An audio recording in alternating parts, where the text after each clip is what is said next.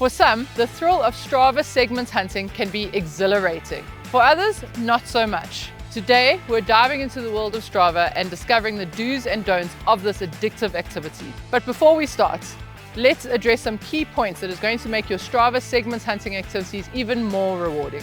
First and foremost, we are going to discuss the risks involved. While Strava segments hunting can be an adrenaline rush, it's crucial to recognize the importance of training correctly and avoiding overreaching.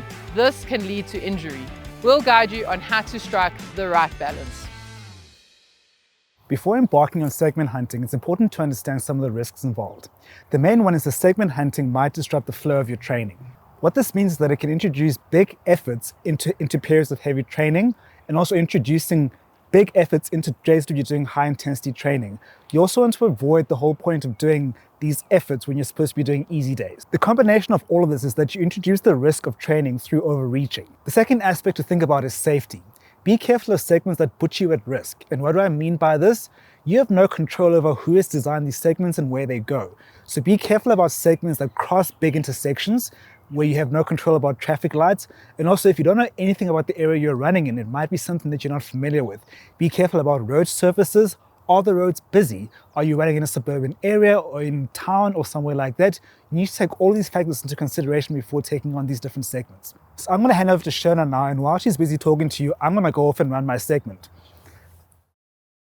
The thing about Strava segments or Strava segments hunting is that it's really a little bit of an ego boost, right? It's the same way as any social media platform where you're putting up a picture or putting up your awesome holiday, and every time there's a like or a kudos or a little heart, gives you that almost that little bit of a dopamine rush, right? And that's social media. And so if I had the answer to find other ways of getting the social gratification, I promise you I wouldn't be standing here doing this video. I'd be sitting on an island sipping a cocktail.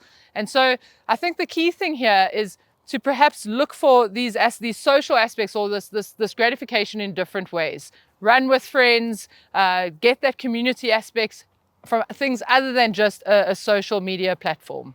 The other aspects about Strava segments hunting is that it brings in another dimension to endurance training, right? We focus so much on running easy and hitting the right sort of paces and being very specific about our training.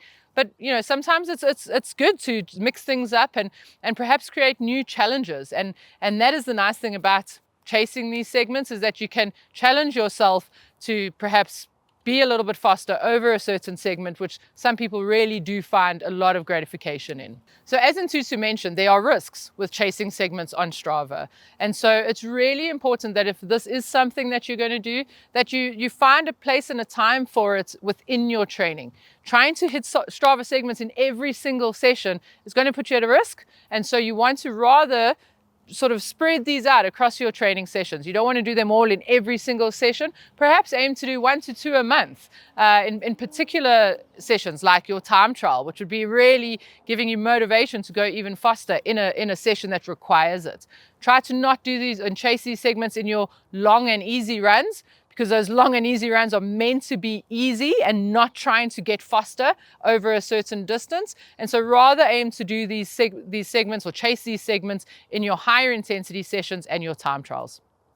And so Ntutu has attempted to hunt a segment and tackle it.